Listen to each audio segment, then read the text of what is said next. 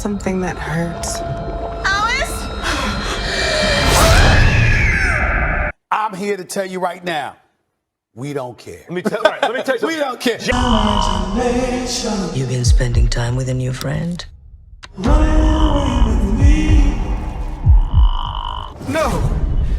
It can't be! No! No! So I just came from watching Imaginary. It's a new movie released March 8th, 2024.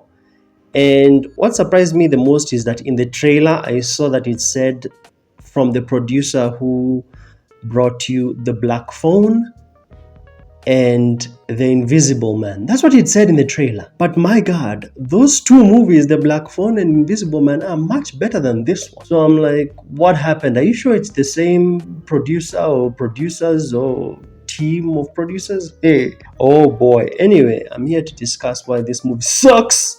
And I'm going to do a bit of a plot breakdown as I highlight the key reasons why this movie sucks. It's not the worst thing I've seen this year. It's not. It's not the worst thing I've seen this year. I mean, I watched Madame Web and I watched Megamind, so those ones are definitely worse than this. But I would not recommend this film to other people. So the movie starts off with a chase sequence, which is a dream sequence. That's number one rule of horror movies. Never do a chase sequence, which is, especially never start the movie with a chase sequence, which is a dream. It just makes the movie feel like it has no stakes. Then the movie continues a bit into this like 90s sitcom type intro, which made me realize this movie is going to have tone problems. It's on, if you Google it, it says that it's a horror and a suspense or a horror and a mystery.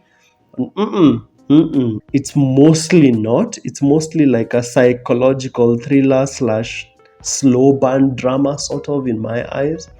And so the story basically follows Jessica, this chick who looks like a young Angela Bassett in my eyes. Basically, young Angela Bassett over here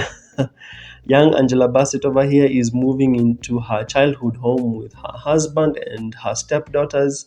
So there's this one scene where you see Jessica playing hide and seek with the youngest daughter, and it falls into the largest cliche of they are playing hide and seek and then she walks off to go and answer the phone, which brings the first problem of this movie, is that it does cliches that you've seen before one to one. There's no problem with doing a cliche. You can do a cliche of the genre, but try and do your own twist on it and don't do like a one to one. When you watch this movie, you will see it trying to do things that other horror movies have done before way better. If you're new to horror, this might not hit you, but if you're like a die-hard horror fan, you'll keep watching this movie and be like, I've seen this in other movies. Like, definitely when I was watching this, I was like, I'm sure I've seen some of this stuff in like The Conjuring, the very first Conjuring.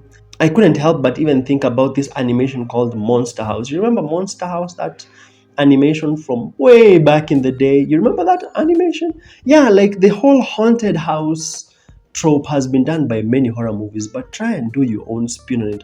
When you do it like a cliche of a one-to-one, like there's this one scene where this big sister character is taking a photo, and then she's taking a photo, and then suddenly after she takes the photo, she notices that someone is in the background. How many times have you seen that cliche done one-to-one in that exact order? Many times, right? So the other issue is in the movie you get these sweeping shots and cheap jump scares. Like there's this one scene where Jessica looks under the bed and then you see the camera literally it pans to the left, then it pans to the right, then when it's panning back, you just expect a jump scare, and wow, you get a jump scare, like just like every other horror movie you've ever watched, ever. Just like every other cheap horror movie you've watched. Number two issue is nobody has objectives or goals in this film. Especially by the time you reach like the 20-minute mark of the film, you just feel like you're watching characters go about their day. Nobody feels like has this like special goal or objective that they have to accomplish. So it just feels like you're watching characters go about their day. And the movie spends so much time on the small sister. At some point, I even forgot that the big sister was there. Some of these characters are so underwritten, so underfleshed out that sometimes you forget that they are there. The husband character at some point goes on tour, and movie becomes like all female, and writers didn't even want to bother with the character work. There's this one scene where Jessica goes to talk to the small girl, and the husband's ex-wife pops out. This brings me to my next issue. I believe it's issue number 3, which is this movie has a lot of scenes that would have been cut out and the movie would have not changed. Like, for example, this scene I'm talking about where Jessica walks into the room to go talk to the smallest girl, the smallest daughter, and apparently the ex-wife of Jessica's husband is there, and she looks all crazy. This scene could have been cut out and nothing would have changed. I mean, she appears later on at like the end of the film. Had you cut out this sequence of her here looking all crazy and jumping into the house uninvited, it would have not made any difference.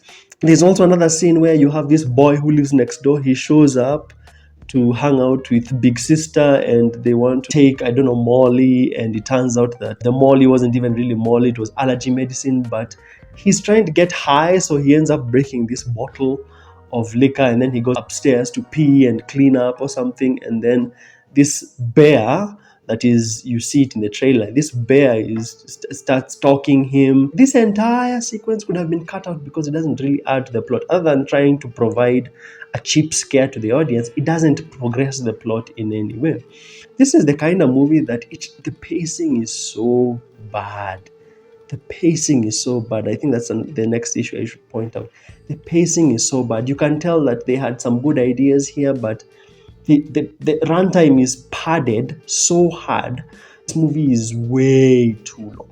It's way too long. It's just way too long. You just keep constantly checking your time because of just how long it is.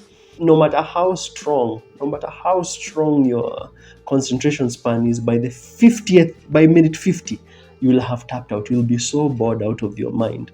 And then the movie keeps doing these things where it shows you stuff, and you're like, are these scenes supposed to be scary? Like, there's this one scene where Jessica goes to talk to the small girl. She later realizes that the girl is outside playing. So who's this in the bed? She opens the blanket and it's the bear. And the way the movie plays out is like it's supposed to be a scary moment, but it's not. And then she goes outside and the small girl is about to take her hand and shove it through a nail. And there it's played out. It's like it's supposed to be this, supposed to be like this scary moment, but it's not. And then there's this old lady in the movie. She's the babysitter of Jessica when Jessica was small. And she is just an exposition machine. She's just there to exposit details of the movie, of the plot. She just shows up to exposit details. The last 20 minutes of the film become like a totally different film. The movie goes full Twilight Zone as the small girl goes through this door, and then Jessica and the big sister try to follow up. There are these cheap jump scares that they try to do that sometimes instead of scaring you, they end up making you laugh. And there's this sequence at the end where Jessica thinks that she has gotten out of this Twilight Zone place, and then it happens again. The sequence happens twice. God, the movie is just so long. Why are you taking so long? It's so long. If so much had been cut out and the pacing was a bit tighter, they were trying to do this character-driven horror that could have worked well if the pacing was better. I personally liked the characters. They're not well written, but I like them because of their on-screen presence, especially the little girl and Jessica. But other than that, if you don't care about the characters, you cannot survive this movie. And the plot has so many cliches that are done one-to-one, as you've seen them in other horror films. I give this movie a 4 out of 10, and that's a lenient 4 out of 10. Alright, if you've seen this movie, give me your thoughts, smash like and subscribe, and I'll see you in the next one.